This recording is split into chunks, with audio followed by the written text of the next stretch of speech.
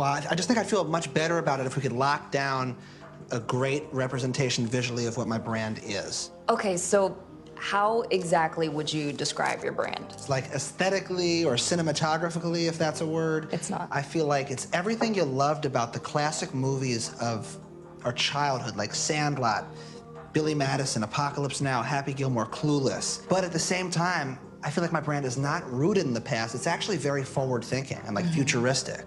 It's like, imagine like what 2090 is like, but like it's being described by someone who's from 1920. TBTL. Guess what day it is? Guess what day it is? It's Friday. Friday. Gotta get down on Friday. Everybody's looking forward to the weekend. So I'm what's known as a psychic medium, but I'm also clairsentient, which means that I feel my angels. I'm also clairvoyant, which means I can see. I'm also clairaudient, which is most of the time I actually hear. I hear voices. And I also do financial advising. I'm not handling this well. I don't feel competent. I'm depressed. It's kind of weird. I feel like I'm being interrogated, but by someone who doesn't really want to know anything important. All right, hello, good morning, and welcome everyone to a Friday edition of TBTL, the show that just might be too beautiful to live. No donkeys, no horses, no cows. Whatever you've got that doesn't eat. My name is Luke Burbank. I am your host. I'm trying to connect with people, and I really put myself out there on the airwaves. Coming to you from the Madrona Hill studio, perched high above the mighty Columbia, where it is apparently going to rain later today. How rude. Didn't know you like to get wet, though. That's all right, though. Somebody was up at the crack of dawn mowing the lawn. That's right. I've got all of the yard work done in advance of the rain that's moving in for the next 3 days. Wanted to add a few comments regarding your mole situation. Because I'm not a psychopath who woke up at like 5:45 being like, when can I start mowing the lawn? In fact, the lawnmower didn't work this morning initially, and it was a nice moment of bonding with my neighbor. We can talk about that. It's nice when we get to connect to the people in our environment, in our orbit. We're going to try to connect with all of you, the tens of listeners, right here on episode 4743 in a collector series. Let the fun begin. We got the community calendar today, which has a few items in it, including my niece's play that she wrote that is going to be part of the Edinburgh Fringe Festival. Any tens out there in Europe, specifically the United Kingdom, I want to tell you about how you can do that. Also, Coach Ben, from the baseball team, his cousin, Sam, is making a run for Congress in Montana and just won his primary. And we got to throw some weight behind him as well. So we're going to talk about all of that. Plus, I really am going to try to clean out the top stories cabinet from this week. Clean as your mama's forehead. We've got some stories that have just been lingering all week that we've promoted and not gotten to, and I'd just like to, just so I can go into the weekend with a clear sort of, mindset, we'd like to try to get to those if we can. We're definitely going to do all of that with the help of this guy, and thank gosh we've got him here. The guy is clearly brilliant, and much of what he's done is astoundingly impressive. He's the longest-running Cobra of the program, maybe best known for his depictions of the tall ships. He's Andrew Walsh. Good morning, my friend. Good morning, Luke. I want you to know everything is okay, by the way. Everything's fine. Yeah, you're kind of like, you look like you got a lot going on over there. I got a lot going on. Off mic, you're on mic. I know. I can't look at you right now on the screen. I'm sorry. So here's Did you open a pop-up kitchen in your studio? Looks like I am. You look like you're at a sort of a cooking station where you're doing all kinds of different. What if this was a grill over here and I'm like kind of flipping burgers while I'm talking Honestly, to you? in this gig economy, right? Not the worst idea. Make a little extra money while we're podcasting. All right, here's the deal. Here's something you need to know about me, Luke. What was that thing on TikTok? One thing you need to know about me. What was it? Yeah. One thing about me is. Yeah, right. Exactly. Well, one thing about me is I consider myself a relatively organized person. When I say that, I mean I know, like with my physical objects, I know where they are. Everything has a home, even on my person. Like this, I mean, this is probably true for, I hope, everybody. But like, if you're somebody who carries things around in your pockets and you wear like pants with the same pockets every day the way I do, the same thing goes in the same pockets every day, right? My phone, always on the right. My keys and chapstick, always on the left. Wallet, chapstick, back left. Yeah, always. Sort of, I feel like I think I'm addicted to chapstick, by the way. That Like, was a rumor when it. I was a kid that you could get addicted to chapstick. That I think it and might be the, true. And Afrin. Oh, yeah, that's right. That's stuff you shoot up your nose. There's Yeah, one that of the it's things you supposed shoot to up your unclog nose. you. Yeah. The irony is that cocaine is addictive. That will plug up your nose. But then the thing that also apparently clears your nose, also addictive. I didn't know you that just cocaine- can't win with snorting things, Yeah, Andrew. You just can't win with snorting things. This is where I put a Show title? little dash in the show because I'm I can't. McGruff. You just can't win with snorting things. So here's what's going on with me: is I'm going a little bit batshit, to be honest I see with you over there, kind of having a moment. Because what happened was, and it's not a big deal, and I need to let this go, but I just wanted to try it at the beginning of the show here, is emptying out my drawer. Because the other day, Luke, I went to the office supply store. When's the last time you just, like, with a purpose, left your house, got in the car, and drove to an office supply store because By you that, needed you mean office Office supplies? Depot? The one I happened to go to was the Office Depot on Aurora Avenue North. You can probably picture it. I believe it is sandwiched Office between Depot- two beautiful vacant buildings. Yes, in the vacant building district. Yes, it is in the vacant building district of Aurora Avenue North. If you hit taco time, you've gone too far. Circle back. If you hit Goldie's, you're I was going getting to say, up. is there taco time up there anymore? I don't know. If I believe. Oh, is that gone? Please don't. Is might Aurora be. Plumbing with their giant plunger sign. That gone. is. I don't know what I'm going to do. That is still there. The giant plunger says it all. I love that. I think sign. one giant it's plunger literally says for folks who don't know, we are not joking. There is a family Mexican restaurant on the corner, and then right next to that is a plumbing place that has I believe, traditional, like a real neon sign, right? Yeah, from back that's in the been day. there like my entire growing up life in Seattle. And it's literally a plunger. And the only time I've ever been in that restaurant, I was with my friends and their kids. And those, again, it's a very family-friendly place. But I remember looking out the window and just looking at a neon plunger as I ate, which was a little touch of class. But anyway, so I went to the Office Depot, and I put on my little train conductor hat, and I just marched right on in there. Choo-choo. And I bought myself some office supplies that I need for a little project I'm working on that I'm not at liberty to talk about in detail right now. But I needed a mechanical pencil. And when I was growing up, and I got this totally from my dad. This is what my dad had two writing instruments at work and at home. And one was this style Bic pen. I think it's a Bic Uniball pen micro.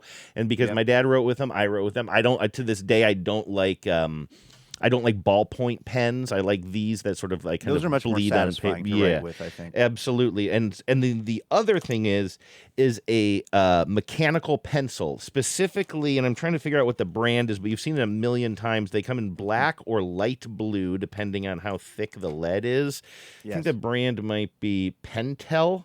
Yes, Okay. Pentel. I'm going to trust you on that. Yeah, and so I realized the other day I needed a pencil. I never need pencils. Like, I just don't use pencils in my daily life anymore. But I needed to draw some very light erasable lines on something. Guidelines. Listen, I'm not giving anything away. I want the listeners to know Andrew is getting very artistic. I'm getting very artistic with exactly, some upcoming TBTL projects. So And you I have know to what I'm say, talking about. of course, and I'm impressed, my friend. You contain multitudes. You know what you should also be impressed with is I don't just let's not push it. I don't just have staples in my drawer. I have apparently 1, 2, 3 boxes, 3 full boxes of staples in my drawer. I use my stapler maybe once a year. I take this out and show it to you more often than I actually use it. Yours is cute.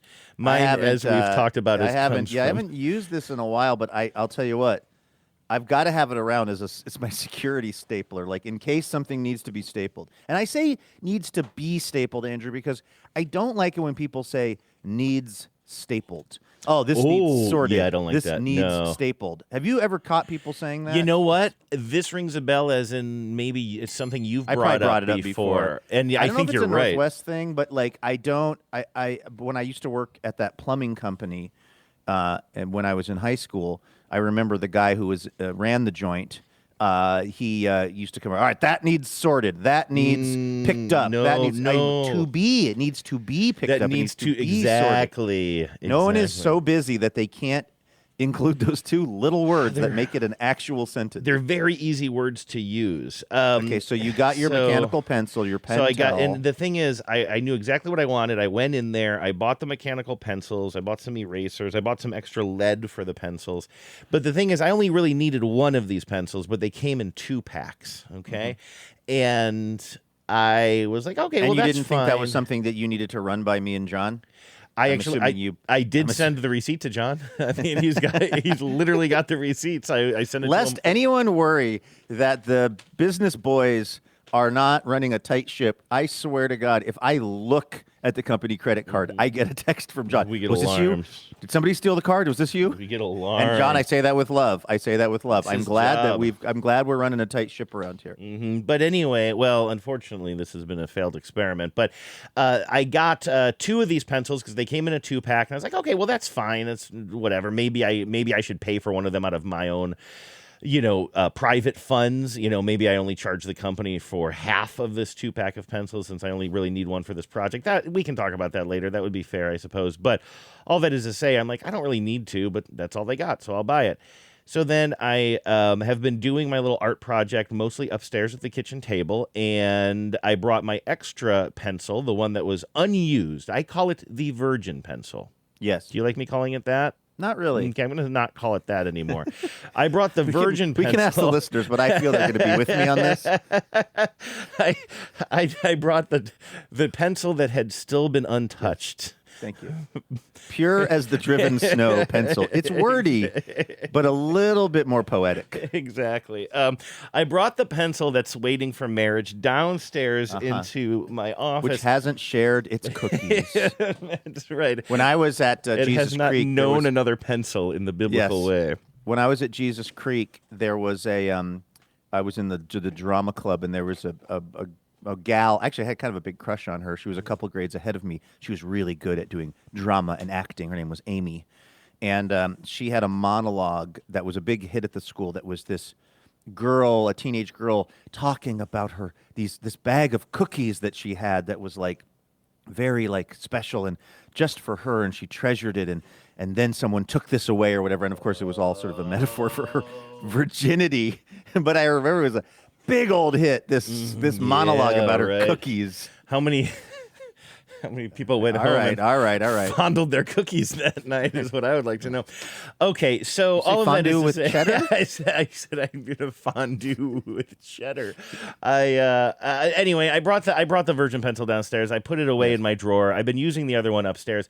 I now have need for a second pencil. I told you I went on an epic journey, a 2-hour journey to my doctor appointment on the east side Did you yesterday. take the train? And I did take the train. Hit a home run with your friends and family. Take them on a train, which is the nothing stops it tagline from an old commercial. But and I was running out the door, and I was running late, well, because the bus was coming, and I was like, oh, I want that light pencil so I can kind of mark up this book I'm reading a little bit.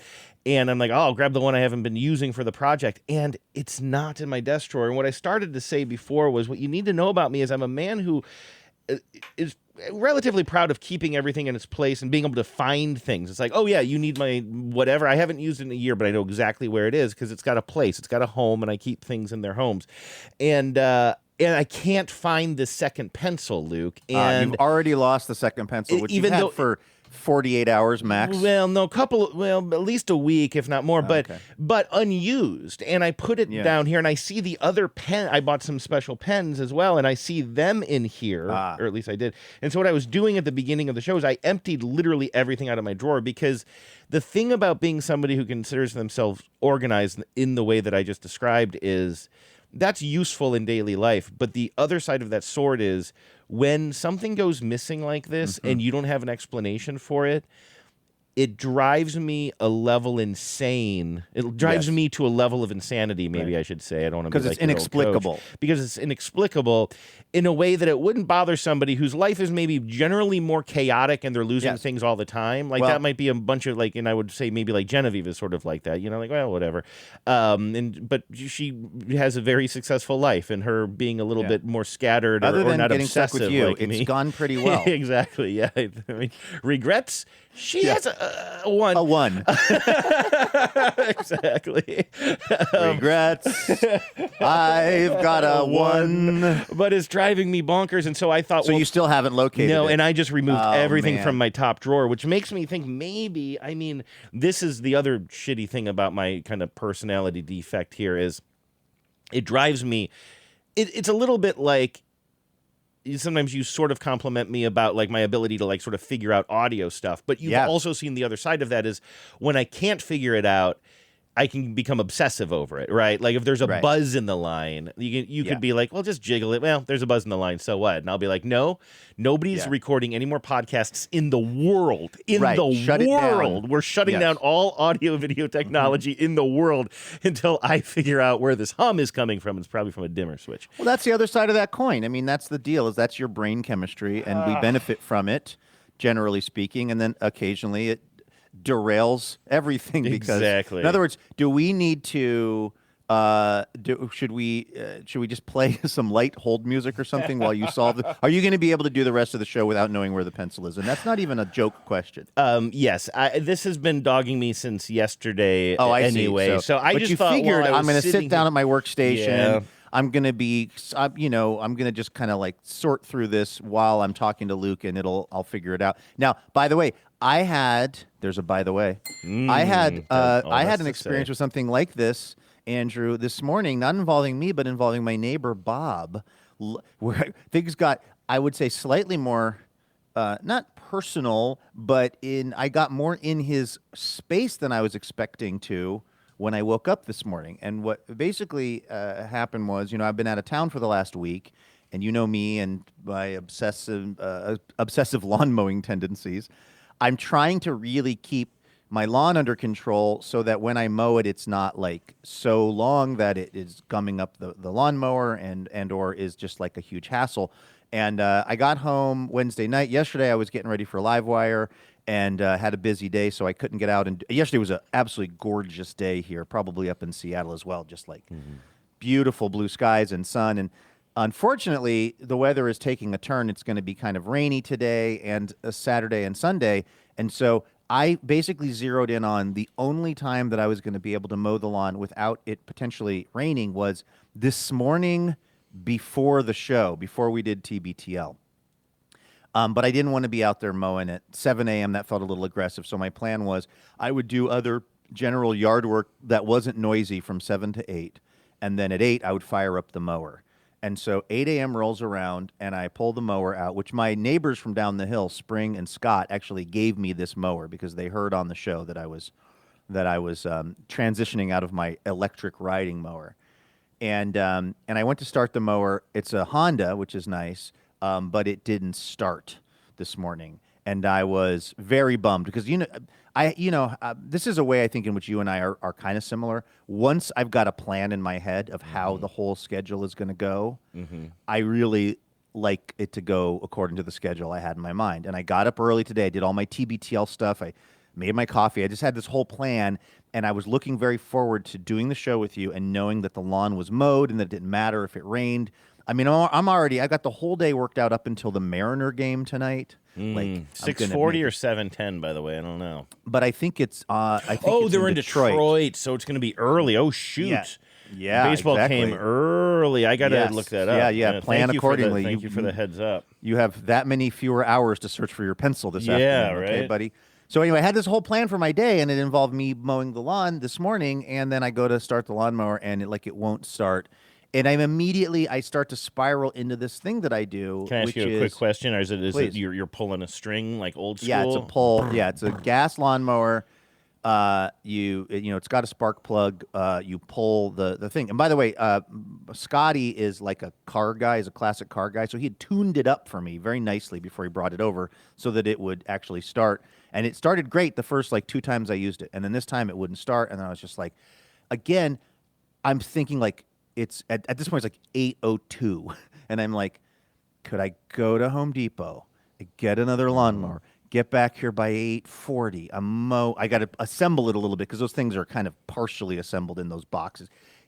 Put it back together, and then I'm just like, let's not overreact, Burbs. Let's not. I'm like, can I buy a battery powered? Because somebody had emailed me when I was talking about this whole lawnmower thing, somebody said, some listener said, I got a really nice battery-powered, like, self-propelled mower. He said, it's the best thing I've ever bought in my life. He said, gas mowers, they're never going to be starting just right. It's just going to be like, you'll be dealing with it for years. It's a hassle.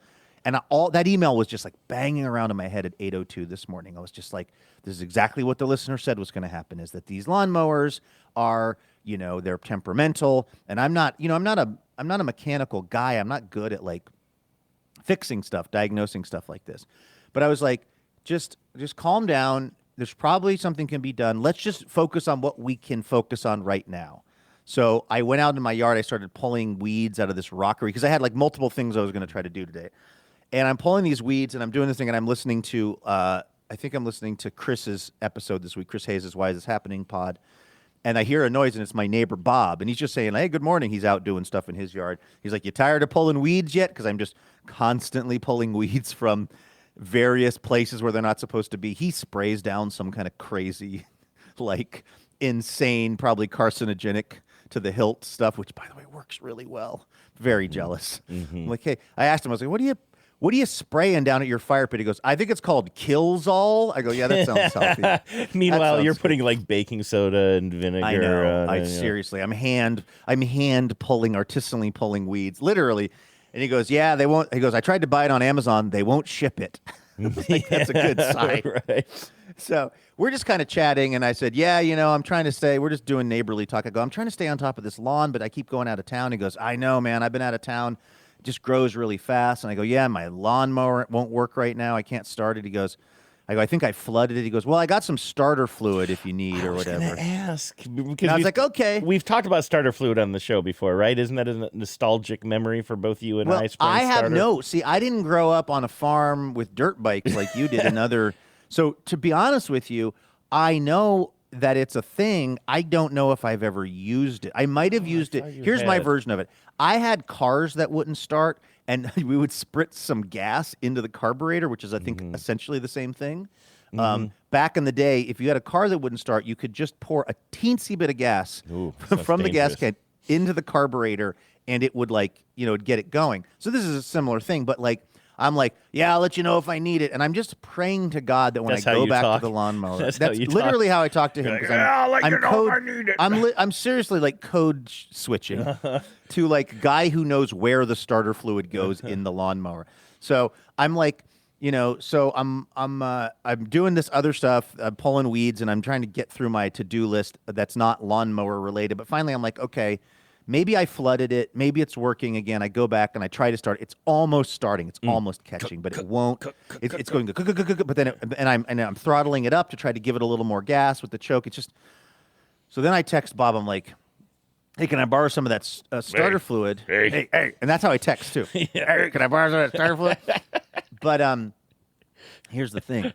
I don't instinctively know where you spray the starter fluid into the lawnmower. You're so like I have to Fletch Google. when he's looking at the airplane, and he's like, he opens up, I believe, the storage area of the airplane to start working on the engine.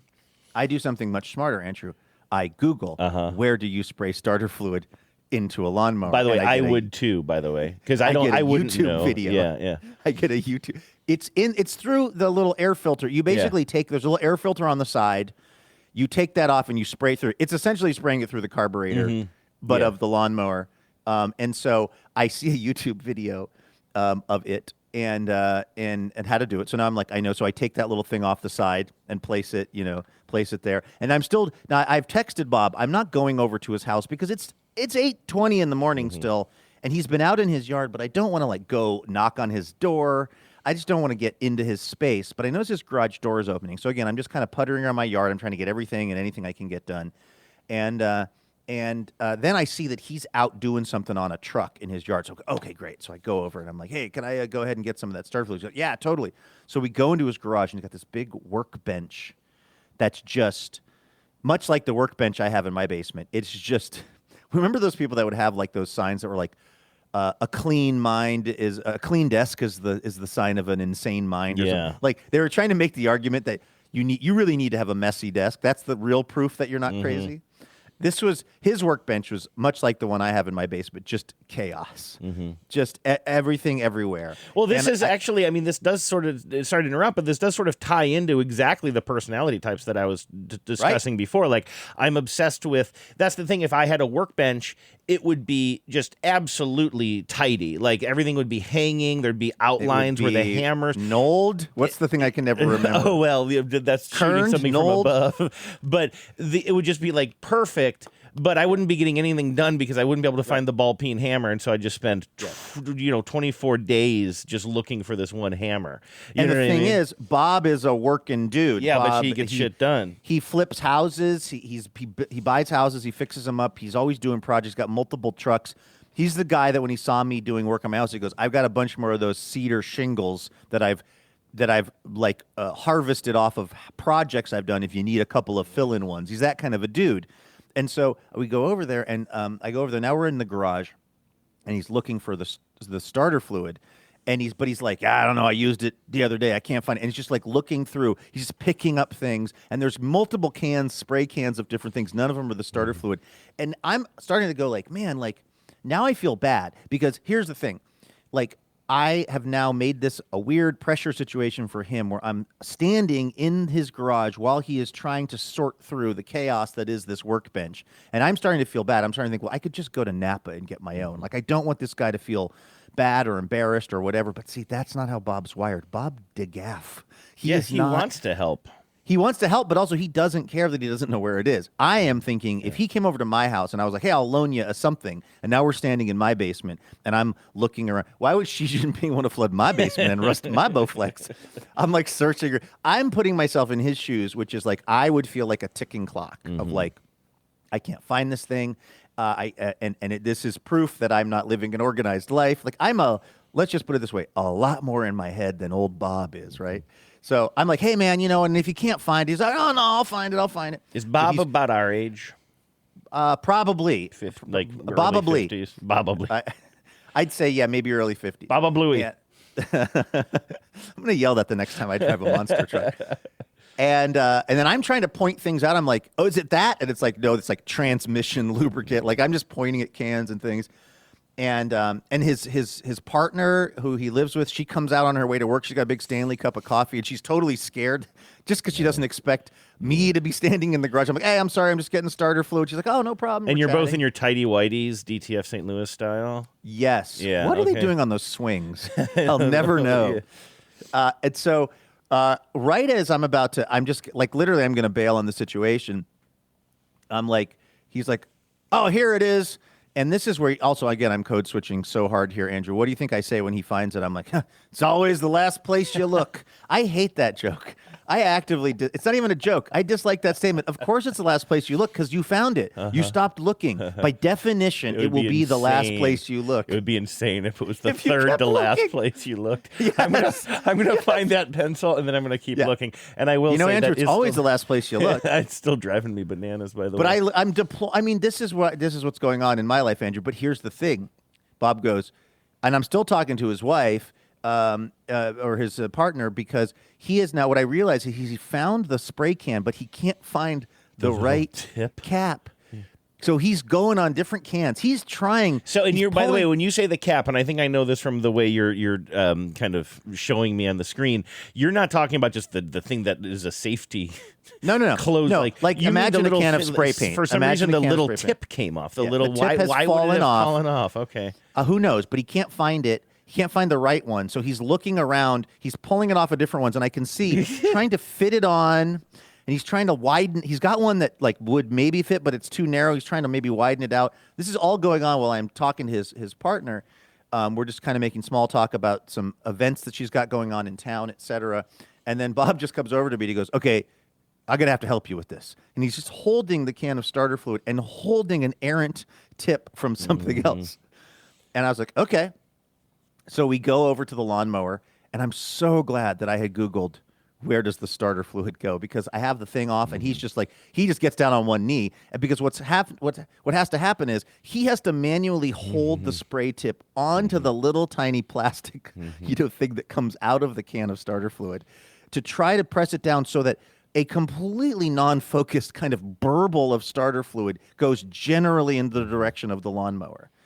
And so he's like, yeah, I'll do this part. He goes, and just like, goes, I'll try to get some in there. He goes, yeah, I couldn't find the cap or whatever. So he kind of sprays. It's kind of going everywhere, but enough of it is kind of going into the lawnmower. And he's just down on one knee doing this for me at 8:20 in the morning. And I'm standing there, and he goes, all right, give it a try. And I pull the thing, and it fires up. Mm-hmm. And it was this beautiful moment of just like neighborly hang.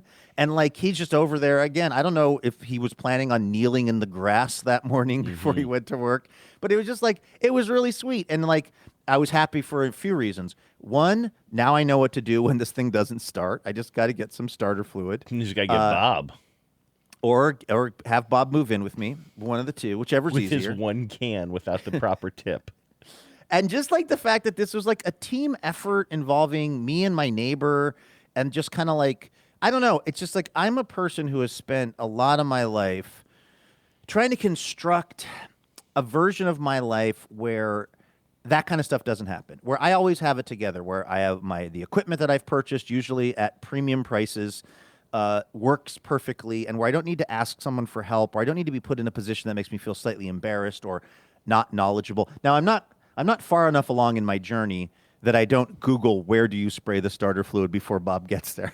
The ultimate. Well, if you don't know, you don't know. If I had a brand new mower, I would have to Google it too, and it's not because I've never used it before. Like if you gave me my old go-kart, I would know where to spray it. I think, but you know what I mean. Like all these machines are different. It seems like for whatever it's worth. Like I just give yourself a little break. Like people Google things all the time. The ultimate ego death for me would be to ask Bob, where do we spray it? Oh, yeah. And that's what I was trying to avoid. Yeah. I was trying to avoid him coming over there and me going, okay, now where do we spray it? Now, that's the voice I use when I'm not being macho. Hello, Bob, where do we spray it? So like, Bob, to will me, you spray it for me, Bob? Where does it go, Bob? Daddy, will you please spray it? Do you love me now, Bob?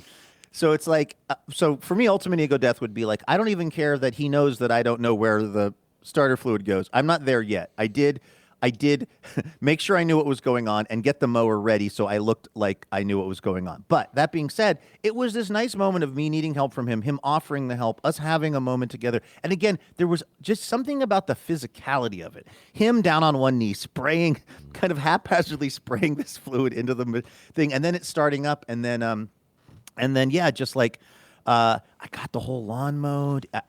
My theory of the case, by the way, has been completely proven out, which is with a push mower that is self-propelled and by not letting the lawn get out of hand, this is a project that I can knock out in about 35 minutes, which is great. Wow. And so I'm sitting here, with you, Andrew, doing the show and gazing upon my now beautiful... and I'm still doing the thing where I'm using the bag. I'm collecting up I'm not mulching. I'm actually collecting up the grass that's being mowed and then dumping it out in this big pile kind of down on the hill.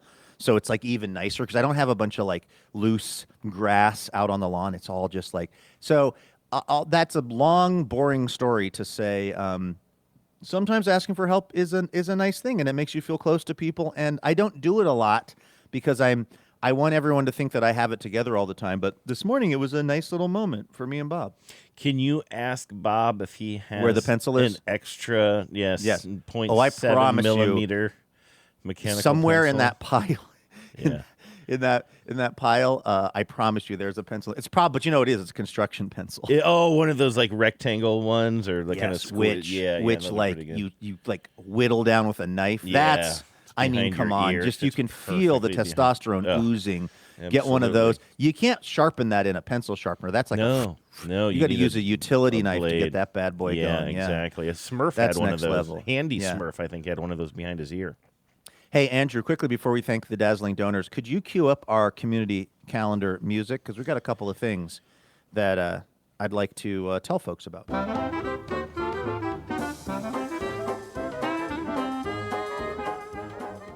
It's TBTL's community calendar. Sorry, I know you didn't call for that. It just sort of felt like it needed that.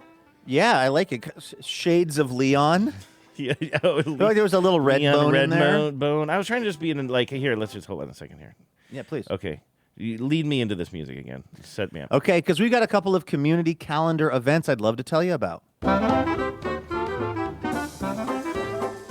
That's right. It's time for TBTL's Community Calendar. Here's your host, Luke Burbank.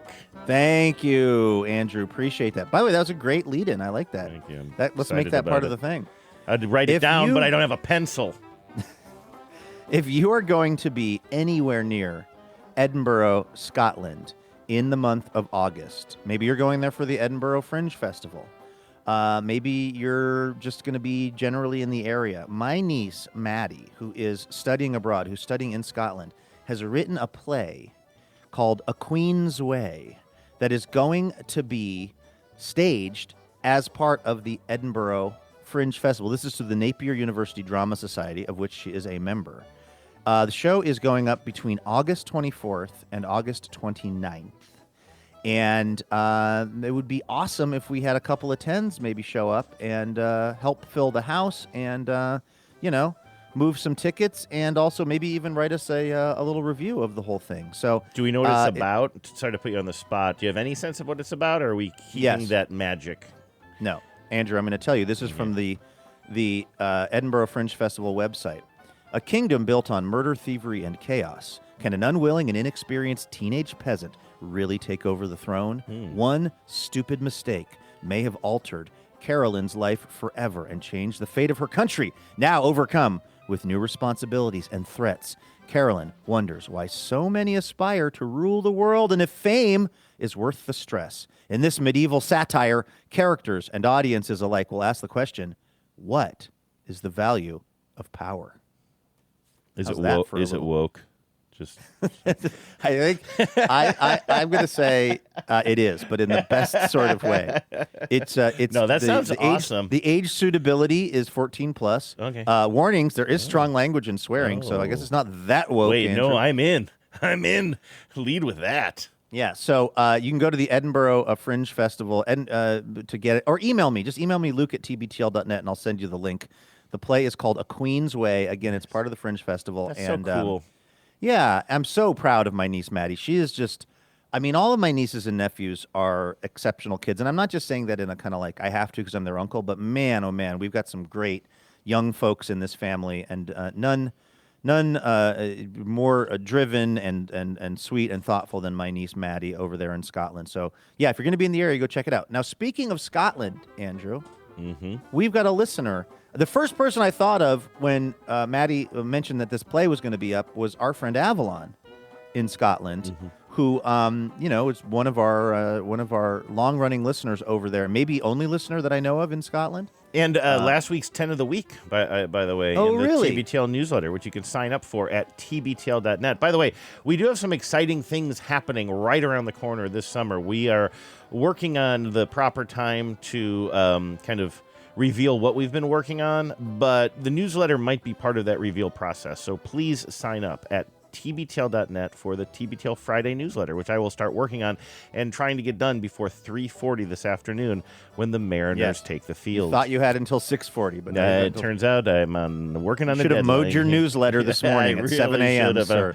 I'm a little jealous of your mowing as well. I need to get out there. But yeah, Avalon, I believe, mentioned this in her 10 of the week form that she filled out for the thing, okay, but so also she also sent in this email to us that says, I'm from San Diego originally, but you're Scott 10 here. In addition to having a little sister who recently celebrated a Blur's Day. Oh, that's right. Avalon also was in the Blur's Days. I am also soon to become a Tex 10. Texas 10 or a Texas 10. My Scottish husband and I are moving to Houston, Texas at the end of this month. We go for a medley of reasons, but the elevator pitch would be something like, my husband received a work opportunity too good to pass up, and we have been looking for a route back to the States so I can be closer to my family. It sounds like an insane time to return to the open chemical fire that is the U.S. right now, but I've lived abroad since 2008. Wow, so Avalon's been listening from Scotland the whole time. And as God, I hope Avalon still likes the show in the States. What if it just doesn't hit the same? I mean, honestly, I could kind of see that because it's like, think about it. You're from the U.S. originally, but now you're living abroad, and there's something really nice and comforting about hearing folks back in the States. But then when you're in the States, you're like, okay, well, I'm getting plenty of United States content now. Maybe I don't need the old Burbs and Walsh anymore.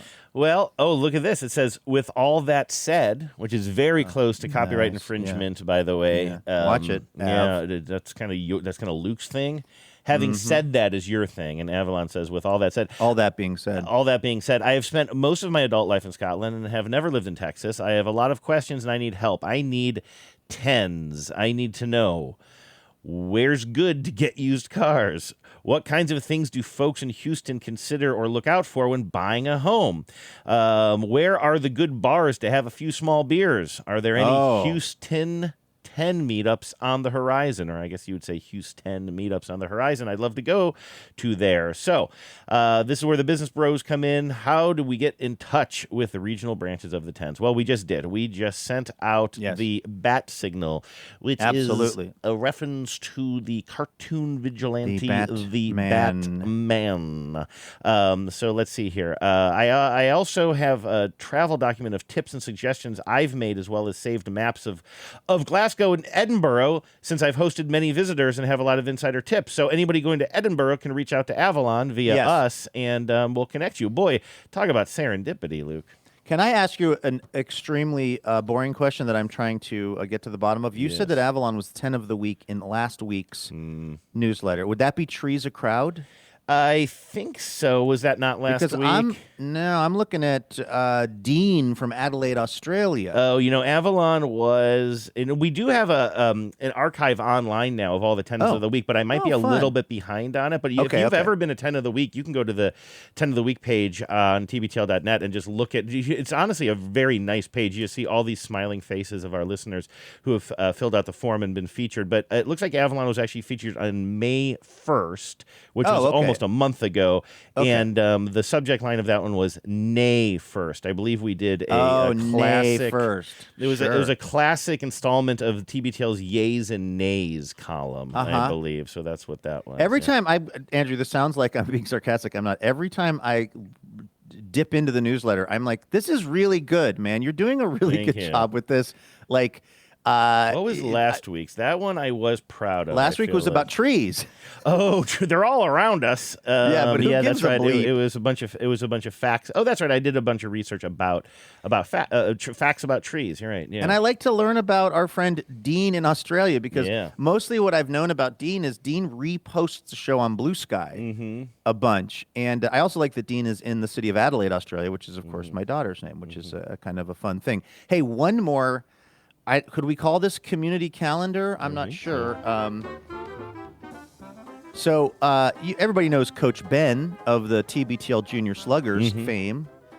Well, it turns out Coach Ben is not the only high-flying, the quasi-celebrity in the Forstag family. His cousin, so his older brother's son, is a guy named Sam Forstag, who is, get a load of this, Andrew, he's running for Congress in Montana. He just won the Democrat primary. He's a smoke jumper. He's one of those people that jumps out of airplanes, perfectly good airplanes. Am I allowed to? He's kind of a smoke show, too. I mean, he's an absolute snack. Are you kidding me? I was Googling him right as you said smoke, and I was like, are you going to say smoke show? Because you're right, he is. Dude is an absolute, come on. He's a dreamboat. Jumps out of perfectly good airplanes to help put out wildfires. That was a perfectly good plane. Why did you leave it? And that's the only reason I want to skydive, because I want to make that joke. Why would you jump out of a perfectly good airplane? Did you just say that for the first time, or is that a reference to a classic joke? It's a thing that people that are into like skydiving and stuff will say. I didn't know that. I thought you were just riffing. One of my hobbies is jumping out of perfectly good airplanes. Oh, I didn't know that. It's less funny now. It's always the last place you look, Andrew. For a joke. But Sam is running as a Democrat in Montana. I think that the seat is to replace Ryan Zinke, which is complicated for a million reasons. I believe Ryan Zinke became Secretary of the Interior, but if I don't want to make sure I'm not besmirching him, but I think he's smirchable. I think he should be smirched. I think Ryan Zinke was like a pretty anti-environment, but became under this administration like the Secretary of the Interior or something, even though I feel like his whole thing was a very kind of Montana's first congressional district. Anyway, point is, Sam Forstag, the cousin of Coach Ben. Oh, wait. No, is sorry. Can I just clear up what you were saying? Because I could tell that you can get there. He served as the Secretary of the Interior under Trump from 2017 until his resignation in 2019 following a series of ethics inquiries. Right. But he didn't have to give up his seat? But I believe so. I guess he's the incumbent. Is he still in office? I guess because it says he is. So he must have run for Congress and won after. Yeah, I guess so. After okay. being, but I believe the thing with Zinke was he was a big he was basically in. I don't know if it was petroleum or he was in some kind of an industry that was or mining. He was basically like working for one of these industries that is famously not environmentally friendly, which is exactly why they decided to make him Secretary of the Interior. Yeah, though they thought his ass. It'd be a great job for him to try to get rid of all of the rules and regulations that help keep these rapacious companies at bay. Mm-hmm. Anyway, so it looks like Smoke Jumper Sam Forstag is going to be running, I guess, against Ryan Zinke. So, that's going to be a tall order because incumbency confers a huge amount of advantage in these things. But just saying, if you're in Montana and if you're in this congressional district, give a look. Give a look to Sam Forstag, if you will. Listen to this from the New York Times. Please. This is the sub-headline. Well, I'll read the headline and the sub-headline. Headline, and this is just from, I'm assuming, a couple of days ago. Former smoke jumper wins Democratic House primary in Montana. Sub-headline, Sam Forstag's candidacy will test a liberal theory that left-leaning politicians running in Republican strongholds can do better in general elections than moderates have done historically. I like the sound of that, Forstag. And I'm writing an article called "If You Are Enough of a Smoke Show, Can You Prevail as a Democrat in a generally red area?" I guess we'll find that out. But yeah, if you're in Montana, if you're a Montanan, I don't know. Again, I would say I'm going to be honest with you. I haven't read in on all of Sam Forstag's policies and what he's advocating for, but if he's Coach Ben's cousin, I met Coach Ben's parents, by the way, Andrew, at the Sluggers game, and they are an absolute delight. They're exactly the kind of people I want to be when I am their age. They're vibrant. They're full of life. They're cheering the baseball team. They seem to have really good politics. They're 51. Yeah, that's what I mean. When I get to be 51, I want to be more like them. Yeah. Well, that's part of it. Think about this. Coach Ben is a little bit younger than me, and this is Sam Forstag is their grandson. So I'm hanging out with these folks at the baseball game. This is not one of their sons that's running for Congress. This is the son of one of their sons. And they do not strike me as particularly elderly people. This is what I don't like about getting older, Andrew, is there are so many things like this that blow my mind. Wait. Hold on. I'm confused. You said this is his cousin, though, right? Wouldn't that make so? I guess this is his nephew? Is it It's his brother's kid, nephew. Oh, okay. Maybe so nephew. It's not his cousin. It's his nephew. Maybe it's his that nephew. is interesting. Okay, sorry. That's important. I think it is the son. I think he is the son of Ben's older brother. Okay, interesting. If I've got that right. So I was saying that wrong. But it's just mostly what I'm grappling with is the fact that this is happening more and more. Like we were talking about something at Livewire last night, like backstage. And I think Nate Bargatze has a joke about this, but it's like there really is a point at which I realize, I'm the oldest person in this room. Yeah. I'm the oldest person in a lot of rooms now. And I'm only 50. I'm not trying to say 50 is old, but it's a significant amount of the time now when I'm, depending on what the event is or what's going on, it's very, very, it's not uncommon that I am the oldest person involved in the conversation or the thing that's going on now at 50, and that's only going to become more the case. I could be wrong about this, and you and I we're in kind of very different situations with this because, of course, you do have a daughter, but because you had a daughter at such a young age and then didn't have kids, in the more traditional age and kind of, have that sort of kind of married and family life, the more traditional kind of life. And for me, not having kids at all, I think I think everybody is sort of shocked at how old they're getting at some point in their life. I feel like everybody Yeah. sort of has that moment. But there is a chance that it hits a little bit different for somebody, especially like, I'll just say me and Vives, because now I'm kind of uncomfortable speaking for you. But for me and Vives, I also think that it's like, well, we also just lived a life where we extended our adolescence in a certain way for so long. And then as a lot of people our age kind of settled down and had kids, we just started hanging out with people a little bit younger than us. We didn't make a choice in that. It just ended up being like, well, we're the ones who are still at the bar, or still doing karaoke at 2 a.m. or 3 a.m. or whatever it is. And so there is a little bit of that. And it struck me, I think I've told you this before, I know I have, a long time ago when I was living in Wallingford and just like sort of strutted through the Wallingford Wurst Festival or whatever, the Bratwurst Festival they have or something, and it just happened to be going on. But it was on the property of some really old school style school building. Yeah. And they were holding the bake sale inside. And so I had not been in a classic school building in so long. And because it was an older building, it had a lot of that just sort of like sense. I'd never been in this building in my life, but it just still triggered that sense memory for me of like being in a school. But I'm already well into my 40s at this point, and it hit me really hard. And it occurred to me, well, if I lived a more traditional life where I had a kid in my 20s, I'd be in these spaces, and there would have been a much smaller gap between Andrew, who went to school, and Andrew, who is now going to schools with his kids. For me, I hadn't been in those spaces for so long that it hit me. I'm also, I'm a nostalgia freak, so it just like hit me like a piano on the head as I walked in this building, and it was just sort of like it was almost like one of those movies where they try to visualize all the memories kind of coming at you, like whooshing past you or something like that. And I do think that it hits a little bit different for us. How many people do you think in human history, over under 200, okay, over 200 or under 200, how many people in human history have died from a piano falling on them? Not in the people in the movies. I'm talking in real life. Of all time, over. Of all time, over. Over 200. In the world of all time. In the world, over 200 times, yeah. a piano is being hoisted into a building. Yeah. It breaks free and someone's walking under the piano and it hits them. Because I was hot lava, quicksand, and a piano falling on me were things that I thought I'd be dealing with a lot more in adult life. I think it's under 200. I think for those elements to come together. Hold on. Do harpsichords count or just standard pianos? Standard pianos. And then how about this? Over under 100. No, over under 10. People who the piano falls on, then they pop up through the piano and they smile and their teeth are piano keys. Over 500. Over 500. Under 10 of that happening. Over 5,000.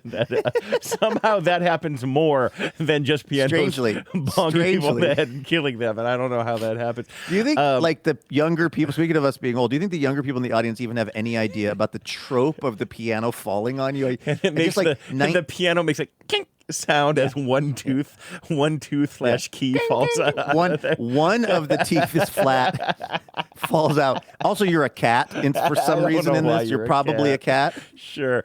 I don't know. That's a good question. I think it's under 200. I think it's over. I don't think there's any way of proving this. So let's just say that I'm right definitively. Okay. I'll give it to you. I think that the things that you would want to look at are, and I don't have the answers to this, and it makes me sound even more foolish, but you'd want to look at, when was the height of pianos being moved into high rises places? You know what I mean? Like we don't see it as much these days, or whatever it is. Yeah. And there was a time when entertainment was much different. I think there were a lot more pianos in homes. I think especially in wealthier homes. I think and you have to look at also, well, what are the countries in the world that would be like sort of piano centric, for lack of a better word? It would be a lot of Europe and America, I would guess, for pianos. And you would just sort of think that, like, yeah, maybe it's, I'm sure that it would be like a bell curve, right? Of like pianos not really being in existence or popular, and then them becoming more popular. And then you would see that hill go up as more and more people are buying pianos and there are more piano related accidents. And now I would guess that both with modern moving technology and fewer people getting pianos moved into their homes that were probably on the downside of that slope. Do you want to know what AI thinks? Exactly how many Yes. people have died from falling pianos is unknown, as there are no official federal statistics tracking this. However, historians and journalists who've investigated the phenomenon estimate that around 26 people have been killed by pianos in the United States over the last century. First of all, I thought you were going to say 199, and I was going to be so pissed off. That would be so great. But that is so low. Oh, wait, and died? What if they just broke their... What if they were just seriously injured? I mean, can you imagine? I feel like that thing hits you. I don't know how you're surviving I that. mean, but it doesn't have to be all the way from, like, the 10th floor. It could be just right above your head, and it hits you. And then what are you doing hurts walking bad. under it? Maybe you're one of the movers. You're one of the movers. Here's from the You Washington met the City piano paper. at a law enforcement conference. Here's the Washington City paper. Cecil Adams writing, this is in 2013. Yes, falling pianos really can kill you. Let's see here. Pianos are, let's see. I'm trying to just kind of scan this really quickly. This might be one of those. This might be less a. This might be less of a sort of scientifically researched thing and more of a just kind of a tongue-in-cheek kind of a op-ed piece. But I stand by my also impossible to verify theory that it's under 200, because here's what I think. So much has to happen for someone to be killed by a falling piano. The straps that are holding the piano have to break. The piano has to fall at a very specific rate. The person has to be walking exactly underneath where the piano has broken free. That means nobody associated with the hoisting of the piano blocked off the sidewalk or just stood there or just said, hey, watch out. And by the way, I'm not counting someone being under a piano that's sitting there in a room when one of the legs breaks and the piano somehow crushes them. I'm talking only about pianos that are being hoisted in the air with straps around them, and then the straps break and then the piano falls. Only that. And to me, all of those things, I'm sure there are pianos that have broken free from the straps. I'm sure there are people that have walked under pianos that are being moved. I'm sure that occasionally there are people that are walking under the piano when it breaks free and it falls at such a rate that it smushes them. I just think all of those things happening together, I'm calling it under 200. Are you counting the dog who died that way in A Fish Called Wanda? And am I right that that was a piano?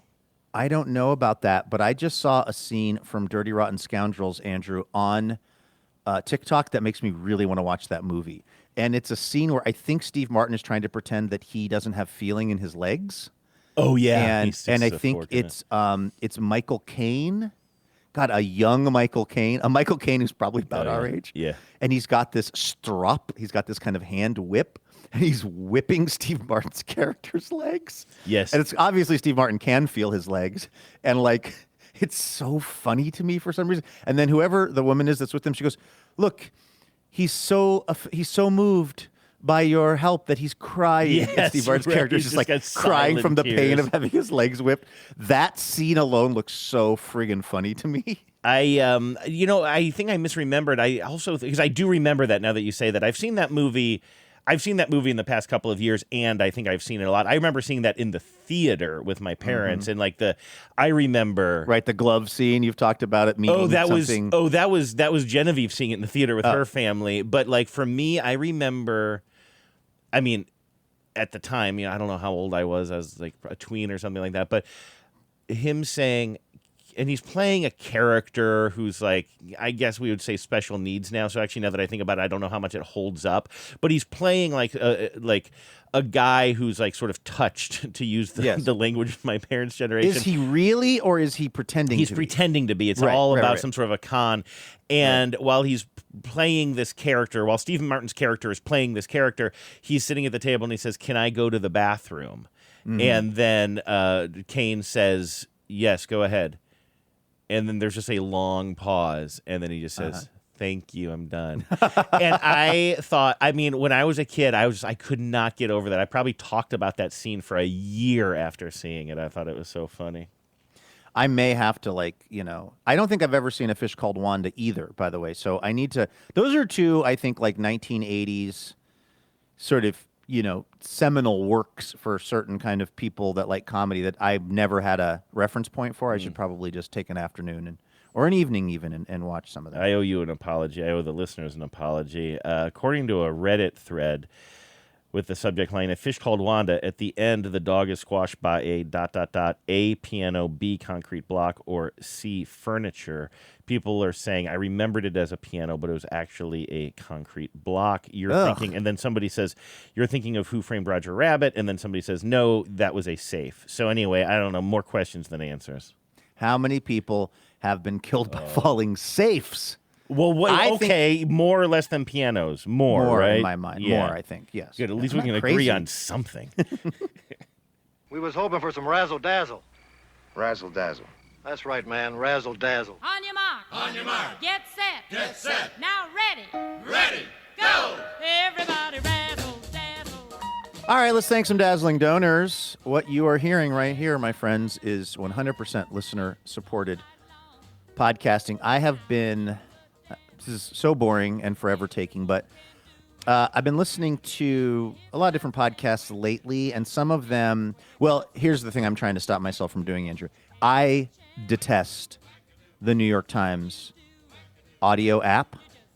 I find it so unuser-friendly. It used to be one of your favorite things. Not when it had the old version that they killed. Yes. They used to have just an exclusively audio app for New York Times Audio for their podcasts and things like that. Then I think they decided, no, we want to bring this all in the same umbrella. So the New York Times app is now both. And there's a part where you could read the articles, and then there's the part where you click on these little headphones, and that's the audio. The problem is, one of the problems is, it wants to make you watch. So like if I want to listen to the Ezra Klein show, I go to the New York Times Audio app, I click on the little earphones, and then I get the Ezra Klein show, but it does not want to easily present me with an audio version. It wants me to watch a video version of him, like an hour and 20-minute of him and his guest on video. And then if you put your phone to sleep and put it in your pocket, it kills it. It kills it. You see that? Exactly. That's the worst. Yeah. It's so dumb. It's like listen, I am an active person on the go. I've got lawnmowers to start. I got things to do. I'm not trying to watch this video, but the audio little button is sometimes it's not even there. Sometimes it doesn't want to, you'll hit it and it freezes up, or you'll hit it and it'll start activating the video. It is very, very unpleasant. And so what I found myself doing is going to like Spotify to listen to this stuff, which is annoying because I'm paying money for the New York Times. I want to get it ad-free. So now I find myself walking around listening to the Ezra Klein show with ads on Spotify and other shows where it's like, here's what it is. I'll listen to a show where they're having a very interesting cerebral conversation about, let's say, AI, right? Mm-hmm. And then I will hear one of these ads that's clearly just slotted in. It's a dynamic ad. And it's because whatever I'm listening to is a popular enough show, or it's on a big enough network that they have no say in the ads that are playing, and it'll be an ad for AI. So I'm listening to like a nuanced, is AI, actually here to help us or hurt us, or what are some things we need to think about? And then it goes to commercial, and it's like, you need to work smarter, not harder. With Tecmo Burst, you can get your da-da-da, and it's the most sort of like non-self-aware ad for some AI technology that's basically doing all the things that the people have been having a nuanced conversation about, right? In the ad feature of the show. And I'm always like, thank God we don't have that going on TBTL, Andrew. Listen, I know you're trying to make a point, and I'm saying this to be helpful, hopefully, and not to make you look foolish, but I don't know what you're talking about. I don't listen to the New York Times audio all that much, but I just open my app, and at the very bottom, there's a little headphone symbol. Like, yes. right, can you see that? Yeah. And when I click on that, it just took me directly to the audio stuff, and then I clicked on the Ezra Klein show, and there's a bunch of audio that's not doing video for me. And I love trying to trick you. I'm Tracy Bennett. I get to pick Now the question is if I lock my as screen. Easy as it sounds. The fun fact about me is that I've locked my screen. From a witch who was. It is. I don't even see where I can get the video. It's just audio. Well, I mean, all I can tell you is I listen to 2 episodes of this show every week. I don't know if it's an app thing, if it's my Apple versus yours, but it is a thing that happens to be. I was just saying. I mean, maybe there's a chance that you're looking at a video section and not an audio section or something. Just beware that Andrew, come on, give me a little credit. Oh, okay, I don't know why your app would be so different, but maybe they don't offer audio. Do you think I'm incapable of clicking on the picture of the headphones when I want to listen to this thing? I'm not sure what's going on over there. Okay. Well, anyway, maybe I don't know that. Maybe I'm clicking on a video icon which does not exist to watch something, or maybe I'm clicking on the thing that I know I'm clicking on. Regardless, none of this confusion happens on TBTL because we don't have any ads. What we have is listener support from folks like Harley and Amy Cody. Harley says, by the way, I don't want you to internalize my dislike for loud motorcycles to mean that I dislike your name. I love your name, and I love that you're supporting us from Stanwood, Washington. Harley says, Harley, like an annoying, loud motorcycle. That's not on you, Harley. You have a beautiful, wonderful name. That's on the people that are making their motorcycles too loud for me. Harley and Amy say, nothing too much to say, but we love you, beautiful business boys. Aww. Sorry, this is so late. Power out. We've got to. Can we put something in the paperwork next year, Andrew, that like somehow tells people that they never need to apologize to us about the timing of these or when they send them in? Or, you know what I mean? I think we do. I mean, John sends out emails, and I'm pretty sure John says you don't have to fill this out. I'm pretty sure he says, like, it's for fun, and if you want to, it's our way of thanking you. I really don't want people to feel, I don't want people to feel at all guilty. Maybe we could even come up with something where it's kind of like, hey, just check this box if you would like us just to say your name, but not necessarily make you write something. Because it's kind of nice to acknowledge folks, too. Maybe people want to be, hey, I want to acknowledge the fact that I'm supporting something that I love, but I don't feel like having to like kind of think and sit down and write something. Yeah, there's got to be a way that this cannot feel like pressure on people because we are so grateful for the donation. That's the number one thing. And if you don't, if you don't feel like, if nothing comes to mind to write on a particular year, that's A-okay. But yeah, we would love to acknowledge you if you want to be acknowledged. We'd love to not if you would like to not be acknowledged. Whatever you want. The point is, it is absolutely your dime, Harley and Amy, and we are just incredibly grateful. So thank you to both of you out there in Stanwood, Washington, for keeping TBTL happening here in the year of our Lord 2026. Maestro. On your mark. On your mark. Get set. Get set. Now ready. Ready. Go. Everybody rattle, dazzle. It's our pal Mike Farnan in West Hollywood, California. Pronounced, Mike Farnan pronounced, he says, sorry, that was a little loud. Mike says, hi, fellow gravy suckers. Oh, wait a minute. Do we think Mike is the one that sent the gravy sucker membership? Oh, that's Remember that? possible. Yes, although it sounds like Mike sent this in maybe after that episode aired. You know, when I saw Gravy Suckers here, I thought that was an I Think You Should Leave thing, but I forgot. No, you're talking about the Gravy Sucker membership card that we were sent in the mail. Yes, maybe Mike is, good eye. Maybe this is his way of identifying himself subtly.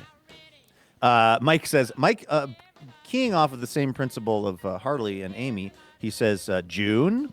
Message time? Sounds like Mike just wrote this message, being that it was June. It's only been June for 5 days. I've now rewritten this message 20 times out of joy, out of intimacy for my fellow tens, wanting to pet Lucy and John's dogs. To be blunt, the past year has sucked in so many unexpected ways, but having both Luke and Andrew in my ears and the wonderful online tens community on a daily basis provided both solace and amusement in every way possible. Might things be looking up? There were ice attacks on my beloved Twin Cities of Minnesota. I don't know if I knew that Mike was originally from the Twin Cities. Yeah, that does ring a bell. Now that rings a bell for you? Yep. Immigrants are the best, and it was an affront to basic human decency and their attack on the rule of law. I would agree with all of those statements, Mike. I was back there in February, which is the best time to visit Minnesota, trying to do my own tiny part to render aid. I was genuinely inspired by my fellow Minnesotans and their resistance. A huge shout out to John for his passionate embrace of his adopted state. Please donate to your local food shelf to sum things up with some twisted tea and some tears about trees. I feel like the tens can resist all that is wrong with the world. Has there ever been, Andrew, a better encapsulation of what we're trying to do here? We celebrate both twisted tea and we also cry about trees, and somehow it helps us all feel better. You know, it's interesting that the crying about trees. When I first saw that, I was like, "Oh, that's a reference to the fact that you used to tell the story about how you one time drove back to your old neighborhood and looked at a tree." Because that's by the way, that's a touching story, I think, and it's very relatable. Wasn't it a tree that you planted a long time ago and it grew, right? And you went back and you visited your neighborhood and you had an emotional moment. But it's funny, we now have, and this probably won't make you feel better, but we now have two tree tear stories. We have to be more specific. I mean, listen, if you're going to cry about shit, I honestly don't think crying about trees is the worst of it. I think there's a reason why. I mean, I think that they are good symbols of things. Yeah, no, you're right. But that is pretty amazing that we've now got. I'm like, please be more specific about which tree crying episode you are referencing, good sir. And regarding me, which Twisted Tea episode you're talking about. Yes, that's right. So I guess you do 4,743 of these, and you're going to create multiple events. I might, Andrew, now that I've got this lawn all whipped into shape now, I do still have a lot of work to do this afternoon, but I may take your advice and grab me an Arnold Palmer Twisted Tea, and if it's not torrentially raining this afternoon, sit out on the old deck and admire the lawn and have a Twisted Tea. I'll probably get a loose one.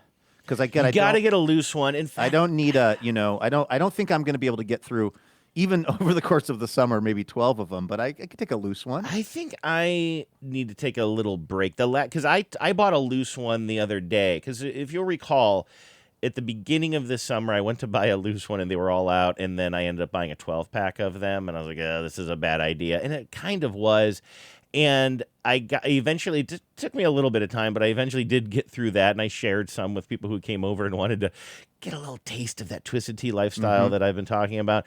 But so we eventually used up those, and then it had been a while, and then I want to say a week ago or something, I did get one, and I had it in the perfect situation, like got done mowing the lawn or doing some sort of yard project. And I'll be honest with you, I drank it, and I just had this sort of I had like kind of I had the sugar shakes afterwards, not the shakes, but you know what I mean? It just and that's why the reason I'm saying there's a time in life for everything. Yeah, and I feel like maybe I think that by buying that 12-pack, it became less of a very occasional thing that was sort of funny or whatever, and maybe it just became too much. I mean, I just peaked too early in this summer with the Twisted Tea. You cigarette packed yourself. Yes, right? Yes, I said smoke up, Johnny. You caught yourself smoking a Twisted Tea, and you made yourself smoke the whole pack. And I'll be honest with you, I want to replace it. I want something to replace it. And the thing is, I don't know if you can understand what I'm saying here. I feel like you will understand this. Obviously, if it's the alcohol I'm talking about, there are plenty of things to replace it. I also love a gin and tonic, and I like other delivery systems. Yes, exactly. And I love. Here's my gin and tonic thing. I love coming home from my volunteer work on a Sunday during the summer, make me and Genevieve a gin and tonic, and fire up the grill. That's a great G&T time, Lovely. And so I'm not saying I need something to replace Twisted Tea. What could I possibly drink? But it filled this very specific niche thing. It was just like a touch dirtbag. Because I was buying them at the store and then putting them in water. You know what I mean? It just it fulfilled this thing. And when I go into the store sometimes, I'm like, I want something like that, like some sort of a dumb treat, a dumb, slightly shameful little treat. And now that those aren't filling the void or filling it too much or something like that, I need to find something else. It was a season of your life, and it's okay that now you've moved on. As it says in the good book, to everything twist. Exactly. There's a season. Is that in the book of teas? And a time to every purpose under heaven. Is that even from the Bible, or is that just? No, I think it is. It's a beatitude, is it not? Oh, is it? Okay. I think that song is borrowing from the Bible. Okay. I think. Okay, good. Well, Mike, thank you so much for supporting TB Chill. We could not do this without you.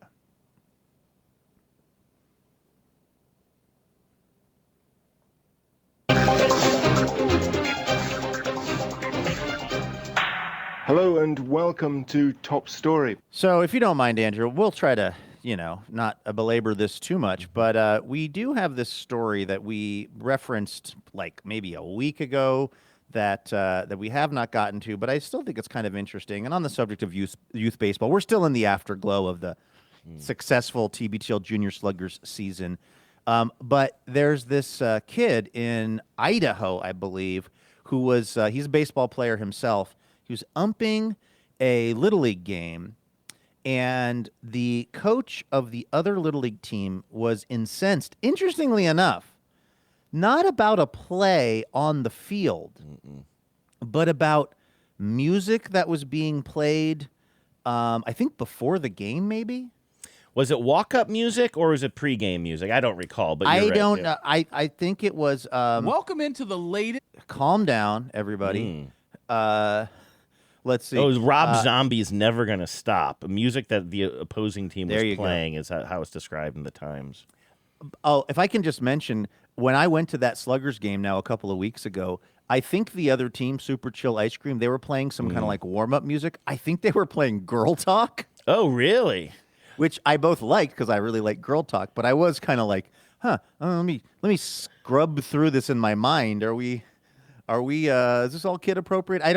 Maybe it was just some other mashup that sounded like it, but they were playing some kind of cool hip hoppy music. Did you see that that I think it might have been Night Ripper or something? One of his classic records just turned 20 years old, this week or last week. This young umpire is named Jamison Morris, and what I also think is kind of interesting is I actually read this piece in The Athletic about him. It was an interview with him. A teen umpire tossed a baseball coach in a now viral video. Here's his side of the story. You go into the life of this Jamison Morris kid, and it's just like, it doesn't even seem real. He's like the student body president of his school. He's also like the star pitcher.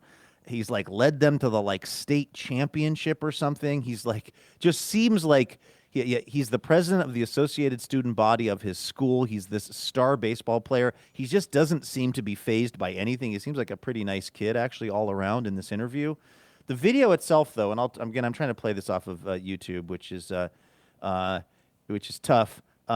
Is this guy? Is it kind of stepped on? It's funny. I know I watched this a couple of weeks ago. The link is from the New York Times. Oh, okay, good. But now it's like, is it a guy commenting on it? Because I keep on clicking on things. I keep on seeing. Yeah, it's a guy commenting on it. Face floating. You know what I don't like? The New York Times is linking to this, or The Athletic is linking to this, which makes me think this is still the only video of it. And the guy is doing this thing that I dislike. I just told you about this the other day.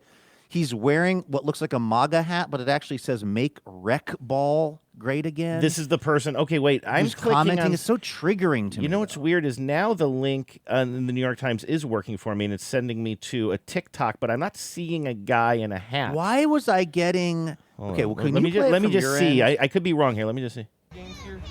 Yeah, okay, so I'm going to start this over. This is TikTok, so I got to be a little bit careful with the audio here as far as firing it properly, and so I'm going to let it refresh. But yeah, this seems to be the unadulterated audio. Thank you. This is like cell phone video that is shot. It's going to be a little bit tough to hear, but it's kind of shot from some spectator who's like kind of behind the fence that protects balls from going into the crowd, but they're like in the front row. Which, can I just tell you, thank God for those fences. Even at the jalapenos level. Oh, yeah. I'm sitting there, I'm talking to Becca, I'm talking to some of the other parents, and we're talking about however old the jalapenos are, 10, 11. Even with them, a foul ball that hits that fence, you're just like, you jump. I can't imagine at the high school level. Those things are whizzing. Especially because I'm used to being at like ballparks that have netting there or something. Yeah. But at this level, it's just going to be a chain link, right? And I haven't heard that sound in a long time, but that must scare you out of your boots. It's it jarring. Rattles the hell out of you. But anyway. It's Nick jarring. So we're a little bit far away, but we see an adult man wearing shorts and a black shirt. And it's almost like stage. He's wearing a shirt that says "Coach" in white Coach-like letters across the back of it.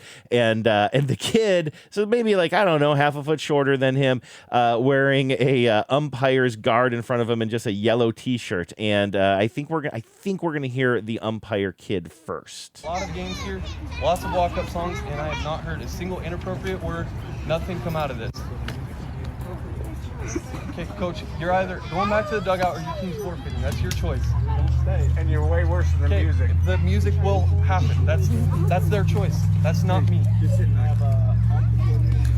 You can really not hear what the coach is saying. So what the coach is mad about is this Rob Zombie song that he thinks is inappropriate, and the kid ump, the young person ump, is saying, I haven't heard anything inappropriate.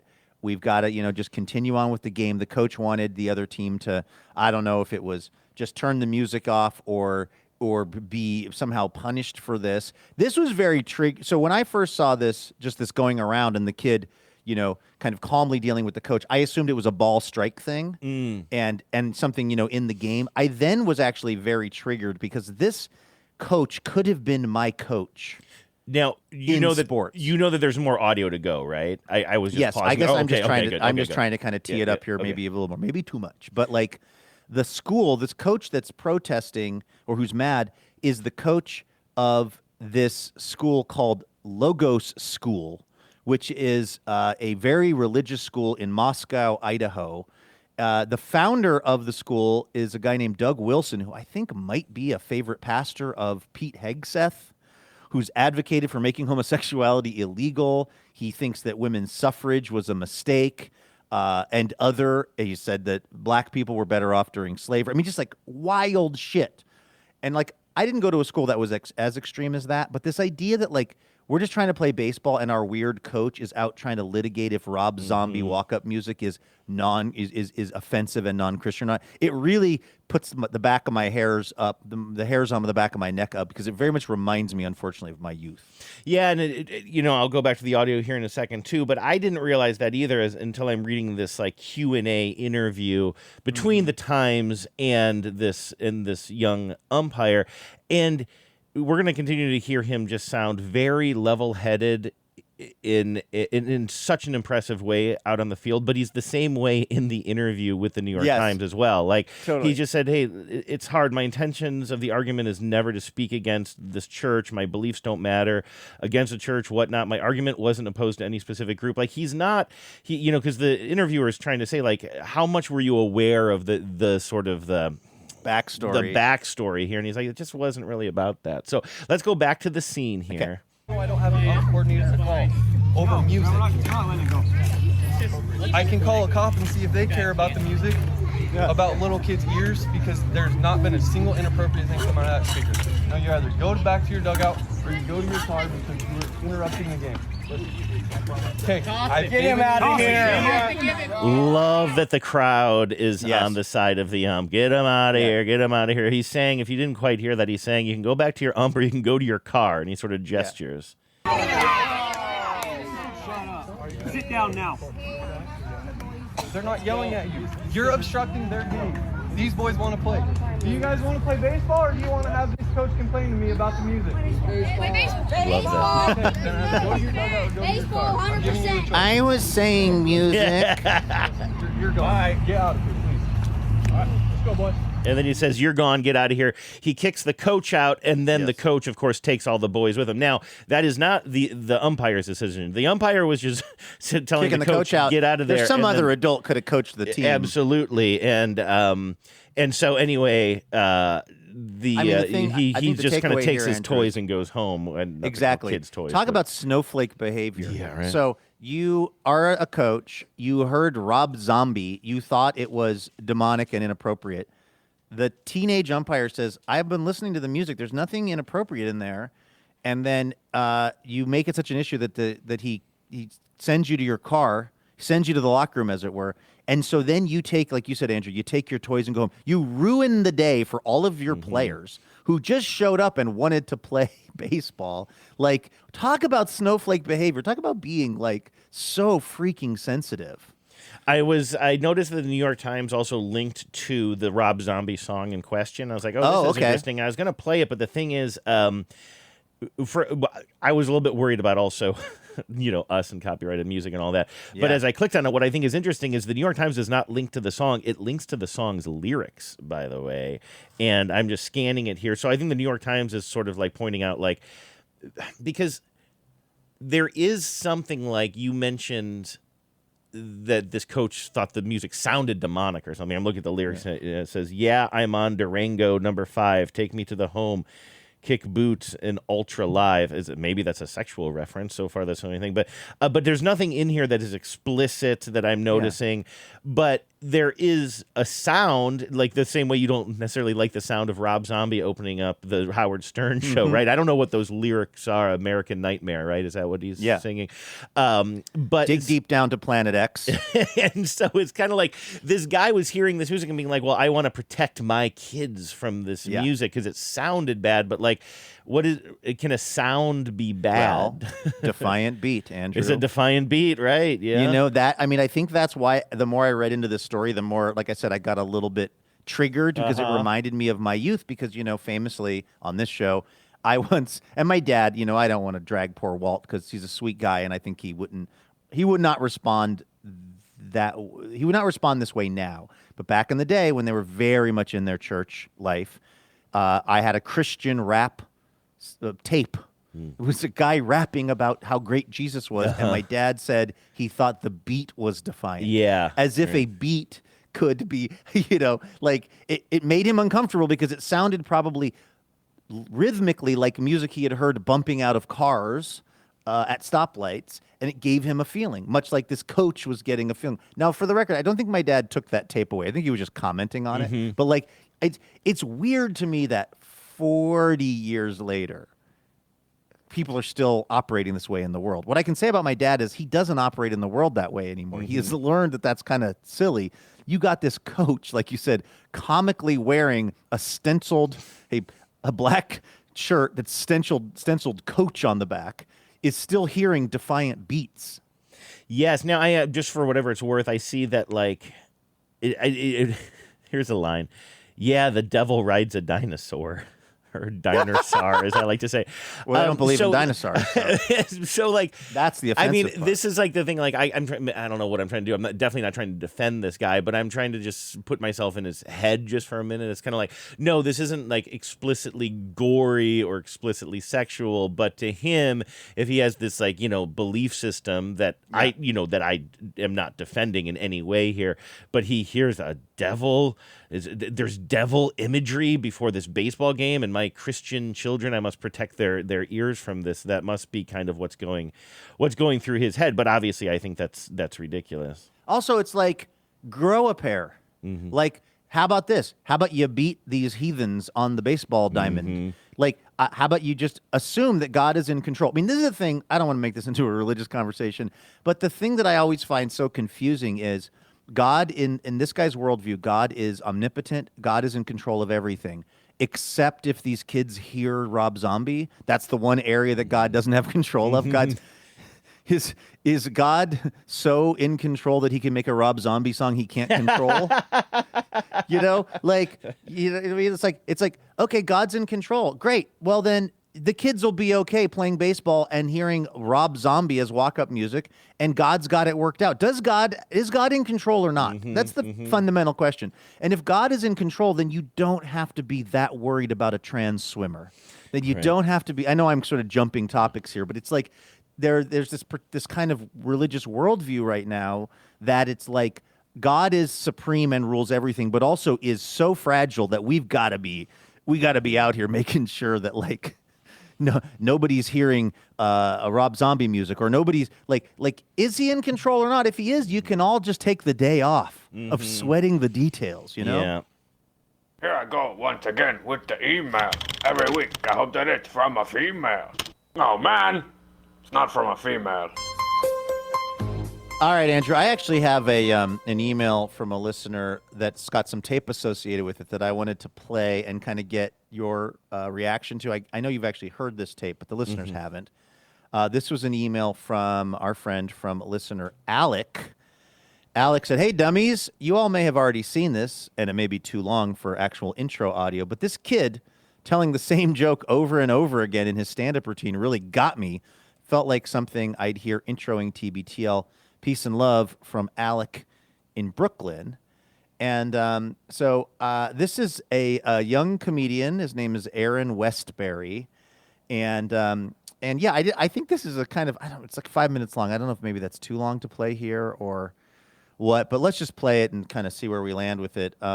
This is from his YouTube channel. It says, telling the same joke over and over and over. So this is him like at his house before he goes to like an open mic describing what he is going to do. Today, I'm going to be telling the same joke over and over and over and over and over again at an open mic. When I have a joke that works, I'm like, okay, well, why don't I just keep telling that joke? Like, why would I even try a different one? I'm kind of nervous. Pretty good crowd here today. So he's at the open mic now. This is all obviously just shot on his phone. The audio is a little jerky, but. One of the people that runs the open mic, they were like talking to everybody going up tonight, and they were like, guys, try to be funny.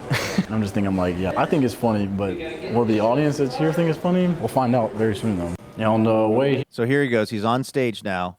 He's in front of the crowd. Here comes the joke. We'll find out very soon, though. Yeah, on the way here, I actually cut somebody off at that red light out there, and then they came up. They rolled their window down. They're like, "Hey, nice blinker, idiot." I was like, I never used it. I didn't even know I had one, honestly.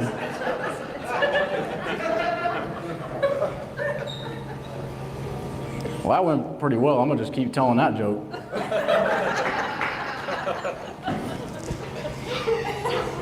On the way here, out of this red light, I accidentally cut somebody off, and they came up and rolled their window down.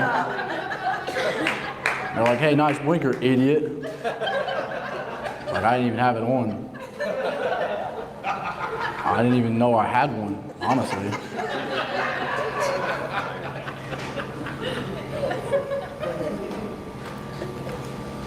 Yeah, on the way here, out of this red light, I actually cut somebody off, and they came up and rolled their window down. They're like, "Hey, nice blinker, idiot." I was like, I didn't even have it on. I didn't even know I had one, honestly.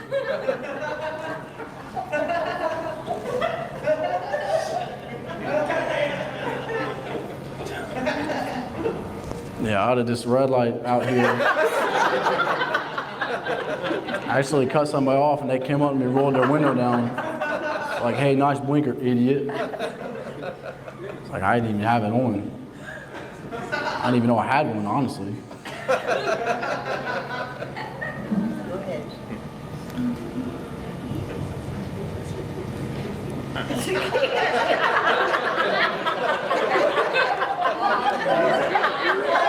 You can tell it's like he's psyching himself up to tell it again. Is that what's going on? That's actually interesting info, because when I first listened to this, I think I bailed at a certain point because I was feeling uncomfortable, or maybe I fast forwarded to the end a little bit just to make sure that he, I wanted to hear how he landed it or something. But I'm pretty sure that I stopped watching. I think I was puttering around the kitchen, and this was giving me the bad feeling, sort of, in the way that it was supposed to be. It's so weird because I have the exact same kind of discomfort around that stuff, silence and things like this, as you do generally, Andrew. I don't know why. I thought this was so genius, and it doesn't make me feel uncomfortable. But he's on stage and he's pausing. He's kind of looking down at the ground.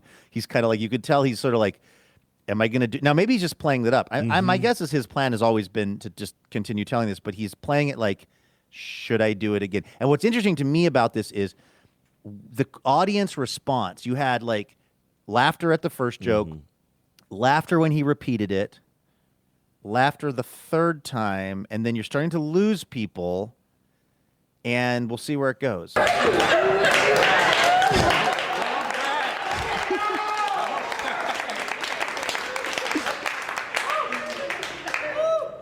No, my name's Aaron. I'm from Greenville. I grew up here. And out of this red light, I actually cut somebody off. They came with me, rolled their window down. Like, "Hey, nice blinker, idiot." Like, I didn't even have it on. I didn't even know I had one, honestly.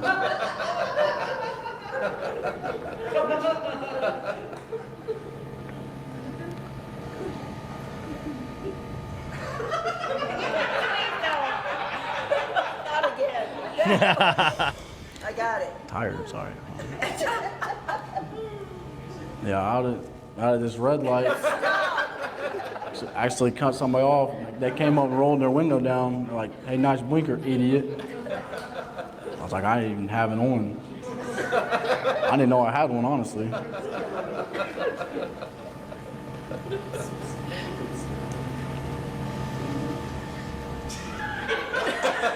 The tension of if he's going to do it again is actually very interesting to me creatively. I actually love hearing the crowd react. He's too. got the attention of the room in a way that is like really hard to do, even if you're a really good stand-up.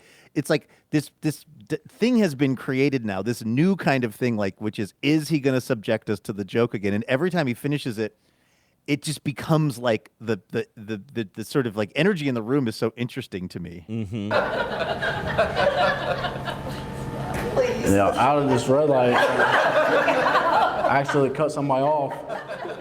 And they came up to me, rolled their window down. They're like, "Hey, nice blinker, idiot." I was like, I didn't even know I had one, honestly.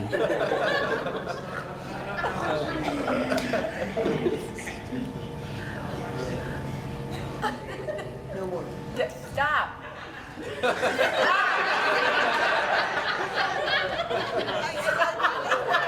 Bump you. Whoa.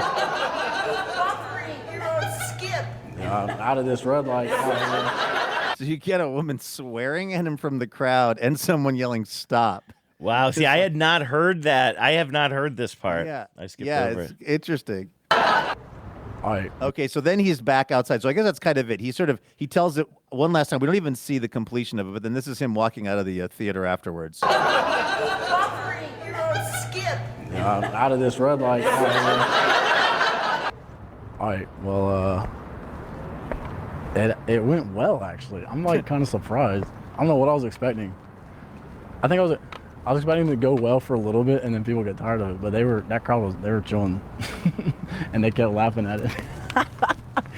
Oh my goodness. It's always such a weird feeling. Anyway, I kind of just love this guy, this dude. Yeah, right? there's something about these two pieces of tape that you've just played. Like maybe they're both like the southern accented youngish men, I would say, probably, right? Well, this is all the same guy. Like, you can just go to the dugout and go to your car, but I don't that use guy, my the kid in turns. Idaho. Yeah, that's what I mean. There's something about these two different pieces of tape that you've played that's for some reason, like, I like them both, and I feel drawn to both of these fellas for some reason. And they're very calm delivery, and like, and I'm just very, very uncomfortable with this sort of social sort of experiment, you know, like hey, why don't we just face the wrong way on an elevator and just look somebody in the eye, you know what I mean? Like, well, you wouldn't know what, I'm not a psycho. I can't do that, you know what I mean?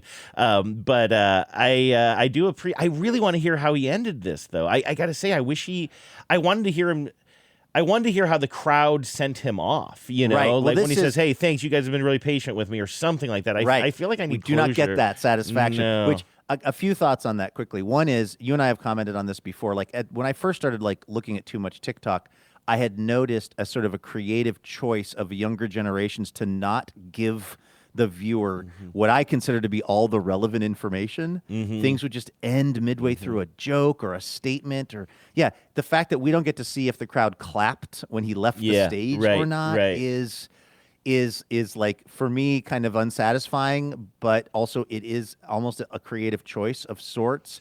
And then, like, I'm with you that, like, I really do not like prank culture, like on the internet, where it's like we went to Home Depot and we did this to people, or we whatever.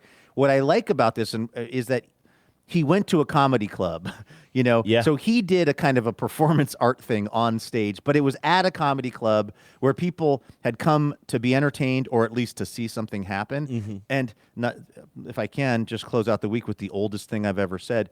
Like, this seems like the right place to do that. I like that if he's going to deploy this kind of like Andy Kaufman energy on someone, do it at a place where people have decided to go to watch entertainment, not where they're just trying to go through their life. They're trying to get gas or something. Yeah, and there was something. That's why I was sort of interested in the crowd dynamic, and I feel like I'm trying to express something here that I don't think I'm going to be able to, but I do think that you could do this exact same thing, and the energy could just be different, and it could seem more like you're antagonizing your audience. There's something disarming in the way that he has done this. Can't you see somebody with maybe coming in there with a little bit of a different energy, and it's a little bit less funny and a little bit meaner somehow, but doing the same exact thing, just based on their body language and their tone of voice? Yes. There's something that I think is likable. I don't want to say kid because it's everybody who's younger than me seems like a kid, but as we've already mentioned, that's a rapidly growing population of people. But there's something about this young person, that's just kind of disarming and winning, like makes me kind of like him. And so I think, him doing this on stage is not grating, but somebody else doing it could be very grating. It just, which also gets to this thing of like, there are people who say funny things, and then there are people who say things funny. And he kind of seems to be sort of he sort of is a little bit of the best of both, because actually I do think it's a solid joke. I agree. Just the joke itself is a good joke, but then also he has just like I like his accent, I like his whole his vibe up there. So he's kind of here's what I'm going to say. I bet you we'll be hearing more from this person.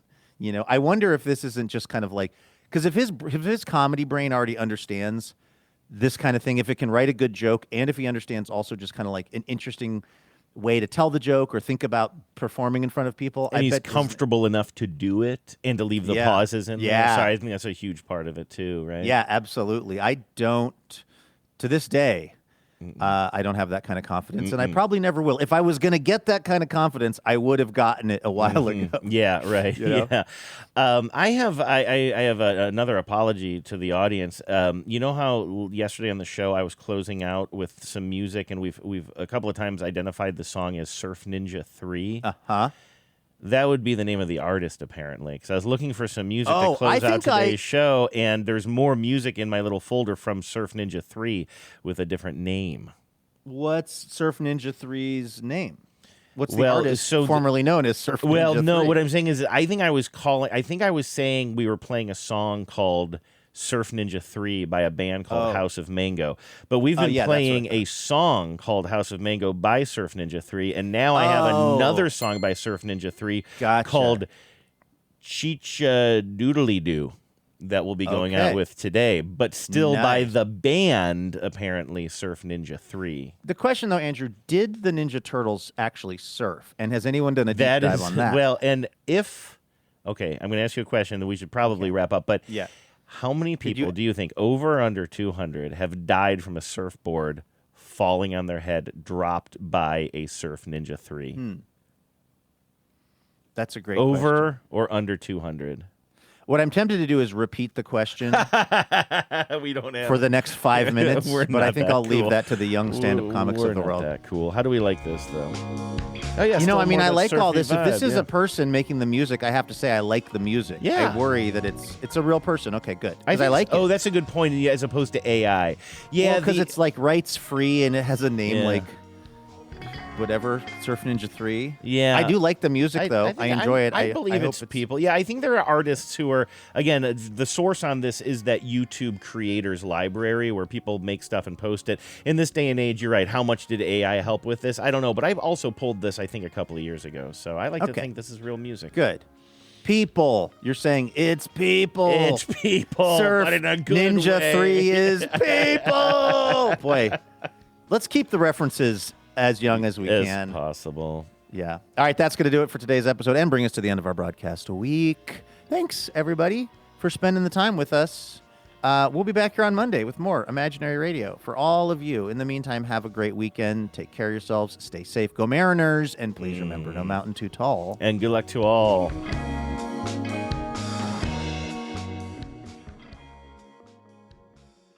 Power out.